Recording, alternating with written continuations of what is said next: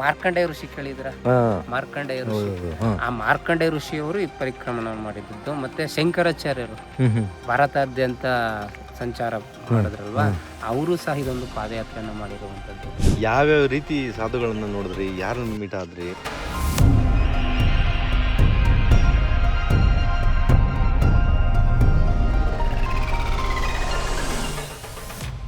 ಏನಪ್ಪ ಆಯ್ತು, ಇಷ್ಟು ದಿನ ಹೋಗಿ ಬಂದ್ಬಿಟ್ರಿ ಸಾಧುಗಳು. ಹೇಳಿ ನಮ್ಗೆ ಸಾಧುಗಳ ಬಗ್ಗೆ ಹೇಳಿ, ಇನ್ನಷ್ಟು ಮಾಹಿತಿ ಹೇಳಿ. ಹೆಂಗೆಲ್ಲ ಸಾಧುಗಳು ಇರ್ತಾರೆ, ಏನೆಲ್ಲ ಅವ್ರದ್ದು ವಿಚಾರಗಳು? ನೋಡಿ, ಕೆಲವರು ಸಾಂಸಾರಿಕ ಜೀವನದಲ್ಲಿರೋರು ಸಹ ಈ ನರ್ಮದಾ ಪರಿಕ್ರಮಣ ಬರ್ತಾರೆ. ನಿಜವಾಗ್ಲೂ ಸುಳ್ಳು ಹೇಳ್ಬೇಕು ಅಂದ್ರೆ ಸಂಸಾರದಲ್ಲಿ ನಿಜವಾದ ಸಾಧು ಗುಣಗಳು ಹೊಂದಿರೋರು ಅವರೇ. ಈಗ ನಮ್ಮಲ್ಲಿ ಎಡ್ತಿದ್ದಾಳೆ, ಗಂಡ ಇದ್ದಾಳೆ, ಮಗ ಏನ್ ಬರ್ತೀನಿ, ಅಲ್ಲಿ ಎಲ್ಲರೂ ಒಂದು ಪ್ರೇಮ ಭಾವನೆಯಿಂದ, ಸಂಸಾರವೂ ಸಹ ಪ್ರೇಮ ಭಾವನೆಯಿಂದ ಪರಿಕ್ರಮಣ ಮಾಡ್ತಾ ಇರ್ತಾರೆ. ಕುಂದು ಕೊರತೆಗಳಿದ್ರೆ ಏನ್ ಊಟ ಮಾಡಿದ್ರ, ಅತಿ ಆಸೆಗೂ ಹೋಗಲ್ಲ, ಅವ್ರಿಂದ ದೂರನೂ ಇರಲ್ಲ, ಸಮ ಪ್ರಮಾಣದಲ್ಲಿ ನಾವ್ ಎಷ್ಟಿರ್ಬೇಕು ಅಷ್ಟು. ಮತ್ತೆ ಇನ್ನೊಂದು, ಈ ಪರಿಕ್ರಮದಲ್ಲಿ ಪವಿತ್ರ ಭಾವನೆ. ಒಬ್ಬ ವ್ಯಕ್ತಿಯನ್ನ, ಹೆಣ್ಣಾಗಿರ್ಬೋದು ಮತ್ತು ಇನ್ನೊಬ್ಬ ವ್ಯಕ್ತಿಯನ್ನಾಗಿರ್ಬೋದು, ಪವಿತ್ರ ಭಾವನೆಯಿಂದ ನೋಡೋ ಒಂದು ಕಾನ್ಸೆಪ್ಟ್ ಇದ್ರಲ್ಲಿ ಬರುತ್ತೆ. ಅಲ್ಲಿ ಏನಂತ ಕರೀತಾರೆ, ನಾವು ನದಿ ಅಂತೀವಿ, ಅಲ್ಲಿ ಮಯ್ಯ ಅಂತ ಕರಿತೀವಿ. ಮಯ್ಯ ನೀವು ಹೋಗ್ಬೇಕಾದ್ರೆ ದಾರಿಯೆಲ್ಲ ನರ್ಮದೆ, ಅಲ್ಲಿ ನೋಡಿ ಒಂದು ಕಾನ್ಸೆಪ್ಟ್ ಮಂತ್ರ, ಅದು ನರ್ಮದೇ ಹರ್, ನರ್ಮದೇ ಹರ್. ಹರ್ ಅಂದ್ರೆ ಶಿವ, ಎಲ್ಲಾ ಕಡೆ ಹೇಳ್ತಾ ಇದ್ರು, ಹೇಳಬೇಕು. ಅದಕ್ಕೆ ಒಂದು ಇರುವಂತ ಒಂದು ಮಂತ್ರ ಪಠನೆ, ನರ್ಮದೆ ಹರ್ ಅಂತಂದ್ರೆ, ನಾನು ನರ್ಮದೆಗೆ ಹರ್ ಅಂದ್ರೆ ಅದಕ್ಕೆ ನಾನು ಸಮರ್ಪಣೆ ಆಗಿದ್ದೀನಿ, ನಾನು ಅದೇ ಆಗಿದ್ದೀನಿ ಅನ್ನೋದು. ಹರ್ ಅಂದ್ರೆ ನಾನು ಸಮರ್ಪಣೆ ಆಗಿದ್ದೀನಿ. ಹಾಗಂದಾಗ್ಲೇ ಇವರು ಇಲ್ಲಿ ಈ ಪರಿಕ್ರಮದಲ್ಲಿ ಬಂದಿರೋರು ಅಂತ ಕರೆದು ಪ್ರಸಾದ ಇಕ್ತಾರೆ. ನಿಮ್ಗೆ ಏನ್ ಬೇಕು, ಅಲ್ಲಿ ಏನು ವ್ಯವಸ್ಥೆ ಇದೆ ಅದನ್ನು ಕೊಟ್ಟು ನಿಮ್ಮನ್ನ ಮುಂದಕ್ಕೆ ಹೋಗಕ್ಕೆ ಸತ್ಕಾರದಿಂದ ಮಾರ್ಗದರ್ಶನ ಕೊಟ್ಟು ಕಳಿಸ್ತಾರೆ. ಎಷ್ಟೆಲ್ಲ ಸುತ್ತಿದ್ರಿ, ಎಷ್ಟು ಕಿಲೋಮೀಟರ್ ಹೋದ್ರಿ? ಅಂದ್ರೆ 3600 ಕಿಲೋಮೀಟರ್.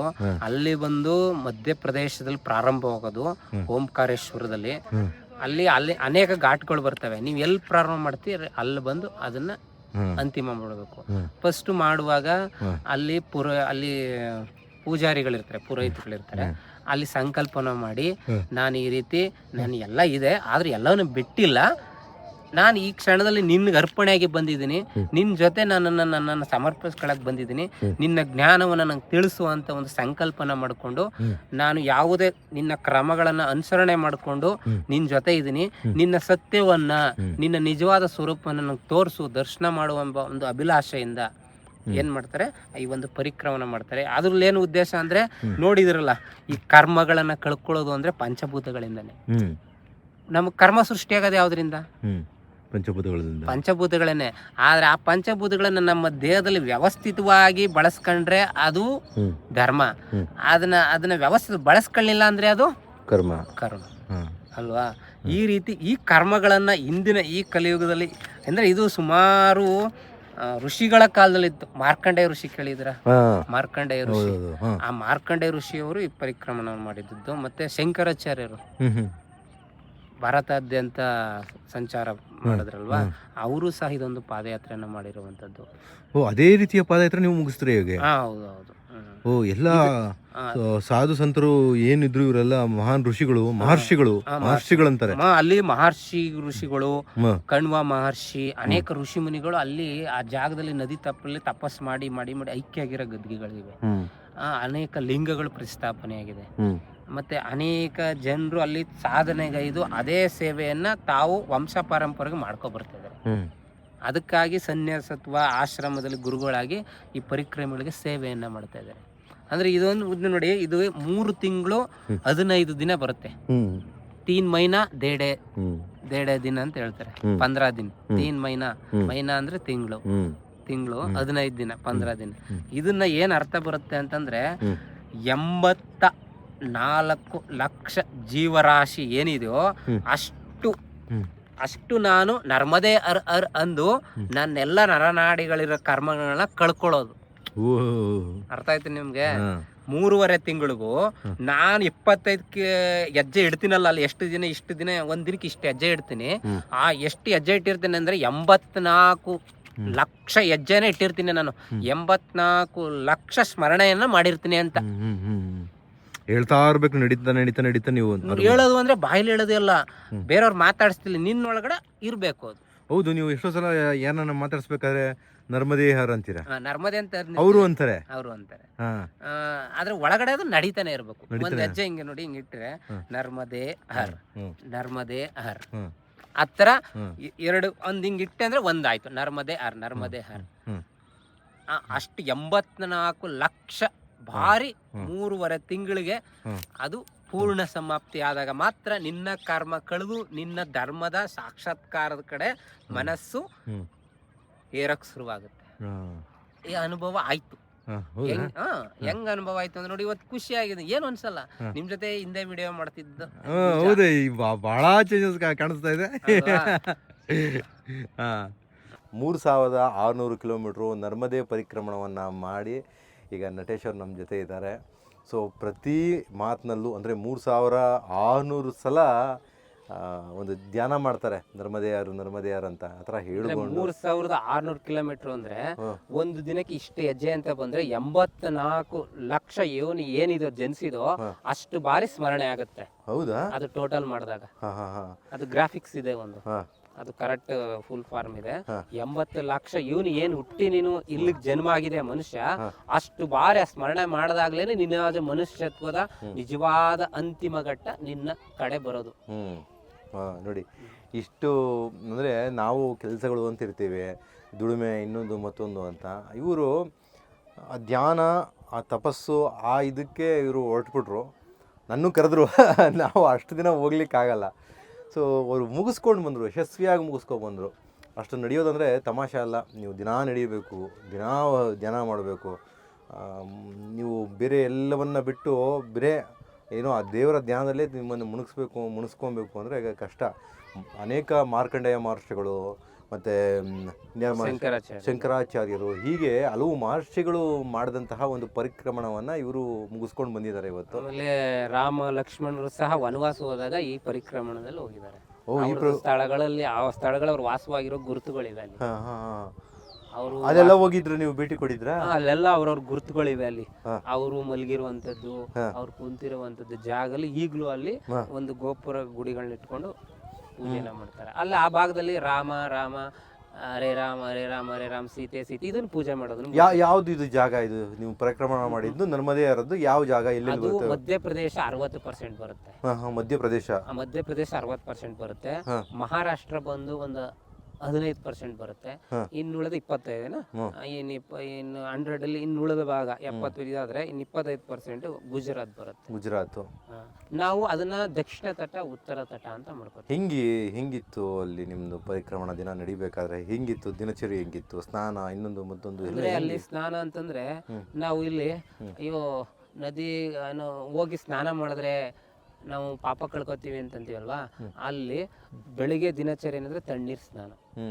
ಅದು ನದಿ ಪಕ್ಕದಲ್ಲಿದ್ರೆ ನದಿಲಿ ಅದು ಏನು 3 ಸಲ ಮುಳುಗ್ಬೇಕು. ಯಾವುದೇ ಶಾಂಪು ಹಾಕಿಲ್ಲ, ಸೋಪು ಹಾಕಿಲ್ಲ. ನೋಡಿ ಅಲ್ಲಿ ನೀವು ಸೋಪ್ ಏನು ಇಟ್ಕೊಂಡ್ರೆ ನೀನು ಕ್ರಮ ಸರಿ ಇಲ್ಲ, ನಿನಗೆ ಅದು ಅರ್ಥ ಆಗಲ್ಲ ಅಂತ ಹೇಳ್ತಾರೆ.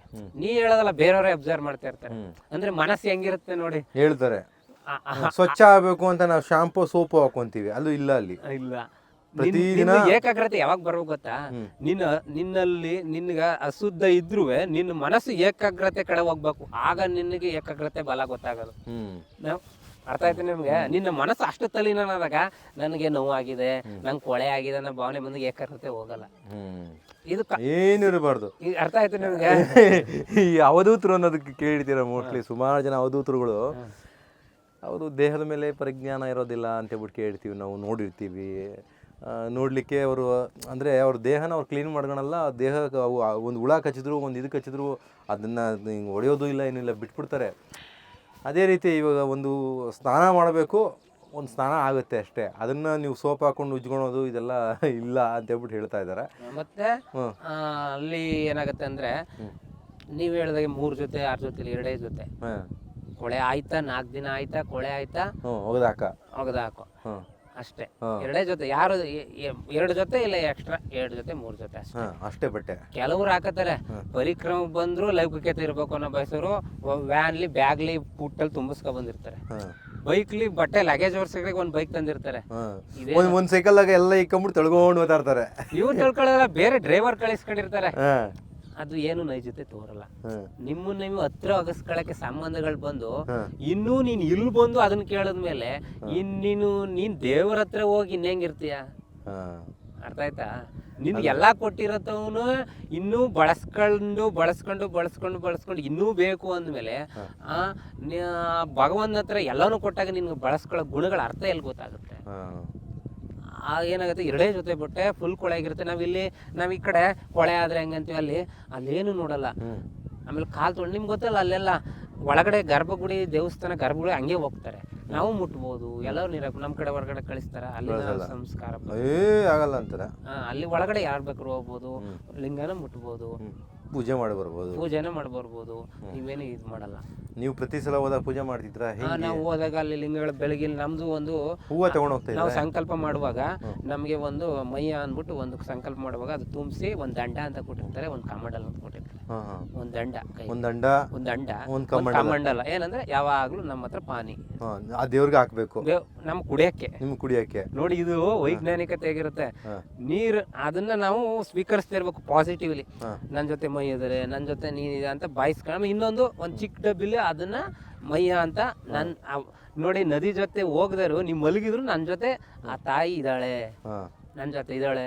ಅದನ್ನೇನು ಬೆನ್ನುಗರಿಸ್ಕೊಳಗಿಲ್ಲ, ಪಕ್ಕದಲ್ಲಿ ಜೋಪಾನ ಪಕ್ಕದಲ್ಲಿ ಇಟ್ಕೊಂಡಿರ್ಬೇಕು, ಒಂದ್ ಮಗು ಇಟ್ಕೊಳಂಗೆ ಸೈಡ್ಲಿ.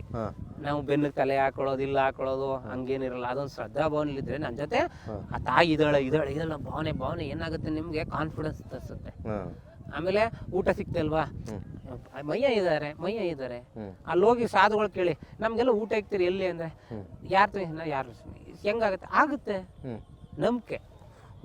ಊಟ ಜಾಗ ಕೂಡ ಇಲ್ಲಿ ಫಿಕ್ಸ್ ಇಲ್ಲಿ ಅಂತಿರಲಿಲ್ಲ, ಎಲ್ಲೋ ಸಿಗುತ್ತೆ ಊಟ. ಕೆಲವೊಂದ್ ಟೈಮು ನೀವು ಹೋಗ್ತಾ ಇರ್ತೀರಾ, ಸಿಗ್ಲೇಬೇಕು ಅನ್ನೋ ಖಾಲಿ ಆಗ್ಬಿಟ್ಟಿರುತ್ತೆ. ಅವಾಗ ಏನ್ ಮಾಡ್ತೀರಾ? ಅವಾಗ ಮುಂದಕ್ಕೆ ಹೋಗ್ತಾ ಇರ್ಬೇಕು. ಆಗ ಯಾರೋ ಒಬ್ರು ಅಪರಿಚಿತವಾಗಿ ಬಂದು ಯಾರೋ ನಮ್ಮನ್ನ ಊಟಕ್ಕೆ ಬನ್ನಿ ಅಂತ ಕರೆದಂಗೆ ಯಾರೋ ಬಂದು ಕರೀತಾ ಇದ್ರು, ಯಾರೋ ಅದು ಸೂಚನೆ ಕೊಡುತ್ತೆ. ಭಗವಂತ ನೀವು ಪರಿಕ್ರಮ ಮಾಡ್ತೀನಿ ಅಂತ ನಿನ್ನಲ್ಲಿ ಸ್ಪಷ್ಟತೆ ಇರಬೇಕು. ನಾನು ಪರಿಕ್ರಮ ಮಾಡ್ತೀನಿ ಅಂತ ನಿನ್ನ ಸ್ಪಷ್ಟತೆ ಇಲ್ಲದೆ, ಅದರ ಗುಣಗಳಿಲ್ಲದೆ, ಅದರ ಕ್ರಮಗಳಿಲ್ಲದೆ ನಡೆದಾಗ ಅದು ನಿಮಗ್ ನೈಜತೆ ತೋರಲ್ಲ. ಅನುಭವಗಳನ್ನ ನೀವ್ ಹೇಳುದಲ್ಲ, ಬಿಸ್ಕೆಟ್ ಎಲ್ಲ ಕೊಡ್ತಿರು ಅಂತ, ಅದಕ್ಕೆ 4 ದಿನಗಳು ಮಡಿಕೊಂಡು ತಿನ್ಬೋದಲ್ಲ. ಅರ್ಥ ಆಯ್ತಾ? ನಿನ್ನ ಬಳಕೆ ಇವತ್ತೇನಿದೋ ಆ ಬಳಕೆಯನ್ನ ಸದ್ವಿನಿಯೋಗ ನಿನ್ನ ಎಷ್ಟು ಬೇಕಷ್ಟು ಬಳಸಿ ಉಳಿದದನ್ನ ಸದ್ವಿನಿಯೋಗ. ಆದ್ರೆ ಪರಿಕ್ರಮಲ್ಲೇ ನನ್ಗೆ ಯಾರು ಇಲ್ಲ ಅನ್ಕೊಂಡಾಗ ನಿನ್ಗೆ ಆ ಭಾವನೆ ಬರಲ್ಲ. ಎಲ್ಲ ಇದಾರೆ ಅನ್ಕೊಂಡಾಗ ನಿನ್ಗೆ ಕೊಡ್ಬೇಕು ಅನ್ನೋ ಭಾವನೆ ಬರುತ್ತೆ. ನನ್ ಜೊತೆ ಇದಾರೆ, ನಾನ್ ಬಂದು ಎಲ್ಲ ಬಿಟ್ಟು ಬಂದಿದ್ದೀನಿ ಅಂದ್ಮೇಲೆ ಈ ಸೃಷ್ಟಿನೇ ಭಗವಂತ ಅಂದ್ಮೇಲೆ ಒಂದ್ ಸ್ವರೂಪದಲ್ಲಿ ಬರುತ್ತೆ. ಅಂದ್ರೆ ನೋಡಿ, ಬಹಳ ಚೆನ್ನಾಗಿ ಹೇಳಿದ್ರು. ಈ ಸಾಧುಗಳಿಗೆ ಯಾರೋ ಒಬ್ರು ಏನೋ ಕೊಟ್ರೆ ಅದಕ್ಕೆ ಎಂಥದ್ದು ಕಾಸ್ಟ್ಲಿ ಆಗಿರಲಿ, ಏನೇ ಆಗಿರಲಿ, ಇದು ನನಗೆ ಫ್ಯೂಚರಲ್ಲಿ ಬೇಕು ಅಂತ ಮಾಡ್ಕೊಳಲ್ಲ ಅಂತ. ಇದೇ ರೀತಿ ಪರಿಕ್ರಮ ಅಷ್ಟೇ ಅಲ್ಲ, ಸ್ವಾಮಿ ವಿವೇಕಾನಂದರಿಗೆ ಒಬ್ಬ ಮಹಾರಾಜರು, ಮೈಸೂರು ಮಹಾರಾಜರು ಅಥವಾ ಯಾವ ಮಹಾರಾಜರು ಒಂದು ಚಿಮ್ನಿ ಕೊಡ್ತಾರಂತೆ. ಇದು ನಾವು ಬಂಗಿ ಚಿಲುಮೆ ಕೊಟ್ಟಾಗ ಬಹಳ ಅದ್ಭುತವಾದಂಥ ಚಿಲುಮೆ ಅಂತೆ. ಅದು ಚಿನ್ನದಿಂದ ಮಾಡಿದ್ದು, ಮತ್ತು ಏನೋ ಒಂದು ಇದರಿಂದ ಮಾಡಿರ್ತಾರೆ, ಒಂದು ಹುಡ್ಡು ಮಾಡಿದರೆ ಆ ಚಿಲುಮೆನ ಅವರು ಮಡ್ಕೊಂಡಿದ್ರಂತೆ. ಯಾರೋ ಅದು ಎಲ್ಲ ಕ್ಲೀನಿಂಗ್ ಮಾಡೋಕ್ಕೆ ಬರ್ತಾನಲ್ಲ, ಅಲ್ಲಿ ಸೇವೆ ಮಾಡೋಕ್ಕೆ ಬರ್ತಾನಲ್ಲ, ಅವ್ನು ಬಂದ್ಬಿಟ್ಟು ಎತ್ಕೊಂಡು ನೋಡ್ತಾ ಇದ್ದಂತೆ, ತುಂಬ ಚೆನ್ನಾಗಿದೆ ಅಂತ. ಅವರು ಕೇಳಿದ್ರಂತೆ, ಇಷ್ಟ ಆಯ್ತಾ ನಿನಗೆ? ಹಾಂ ಇಷ್ಟ ಆಯಿತು ಅಂತ. ಮಡ್ಕೋ ನೀನು ಅಂದರೆ ಅಲ್ಲ ರಾಜರು ಕೊಟ್ಟಿದ್ದು, ಅವ್ರ ಪ್ರೀತಿಯಿಂದ ಕೊಟ್ಟಿದ್ರು. ಅವನು ಅದನ್ನು ಅವರು ಮಡ್ಕೊಬೇಕು, ಇದು ತುಂಬ ಕಾಸ್ಟ್ಲಿ ಅನ್ನೋದನ್ನು ಬಿಟ್ಬಿಟ್ಟು ಕೊಟ್ಟೇ ಬಿಟ್ರು ಅವ್ರಿಗೆ. ಅಂದರೆ ಏನು ಇಲ್ಲಿ ನೈಜತೆ ಅರ್ಥ ಮಾಡ್ಕೊಳ್ಳಿ. ಏನಂದ್ರೆ ವಸ್ತು ಮೌಲ್ಯ ನಿಜ, ಆದ್ರೆ ವಸ್ತುವಿನ ಜೊತೆ ಭಾವನೆ ಇದಲ್ಲ, ಅದು ಮೌಲ್ಯವಾಗಿರ್ಬೇಕು. ಆ ಮೌಲ್ಯ ಯಾರು ಕೊಡಬೇಕು, ಯಾರು ಕೊಡಬಾರದು ಅನ್ನೋದನ್ನ ನಿರ್ಧರಿಸುತ್ತೆ. ಆ ಮೌಲ್ಯವನ್ನು ನಿರ್ಧರಿಸುವಂತ ಮನಸ್ಥಿತಿನೇ ನಿನ್ನನ್ನ ಅವಲೋಕನ ಮಾಡ್ಕೊಳ್ಳೋದು, ನಿನ್ನನ್ನಾಗಿ ನೀನೇ ನೋಡ್ಕೊಳ್ಳೋದು. ಇದನ್ನೇ ವಿವೇಕಾನಂದರು ಕಂಡಿದ್ದು. ಆ ಕ್ಷಣನ ಪ್ರತಿ ಕ್ಷಣ ಅನುಭವಿಸ್ತಾ ಇದ್ರು. ಬಸವಣ್ಣವರು ಅನುಭವಿಸಿದಾರಲ್ಲ, ಕೇಳಿಲ್ವ ನೀವು? ಅವ್ರ ಮನೆಗೆ ಎಲ್ಲ ಕದಿಯಕ್ ಬಂದಿರ್ತಾರೆ. ಅವರು ಪ್ರಜ್ಞಾಸ್ಥಿತಿಲಿ ಮಲಗಿರ್ತಾರೆ. ಬಸವಣ್ಣ ಪ್ರಜ್ಞಾಸ್ಥಿತಿಲಿ ಮಲಗಿರ್ತಾರೆ, ಎಲ್ಲ ಕತ್ಕೊಂಡು ಹೋಗಿರ್ತಾರೆ. ಎದ್ದೊಳ್ತಾರೆ, ಇನ್ನು ಕದ್ಬಿಟ್ಟು ನೋಡ್ಬಿಟ್ರು, ತಗೊಂಡೋದ್ರ ನಮಸ್ಕಾರ ತಗೊಂಡೋಗಿ ಅಂತ ಹೇಳ್ತಾರೆ. ಅವ್ರಿಗೆ ಆಶ್ಚರ್ಯ ಆಗ್ಬಿಡುತ್ತೆ, ತಗೋಗಿ ಅಂತ ಅವ್ರಲ್ಲ ಅಂತ. ಅರ್ಥ ಆಯ್ತಾ ನಿಮ್ಗೆ? ಅಂದ್ರೆ ನನ್ನನ್ನ ನೀನು ಬಂದಿಯನ್ನಾಗಿದ್ದವನನ್ನ ಬಂದಿಯಿಂದ ಮುಕ್ತನಾಗಿ ಮಾಡಿದೆ. ಈಗ ನೀವೇ ನನಗೆ ದೇವರು. ಓ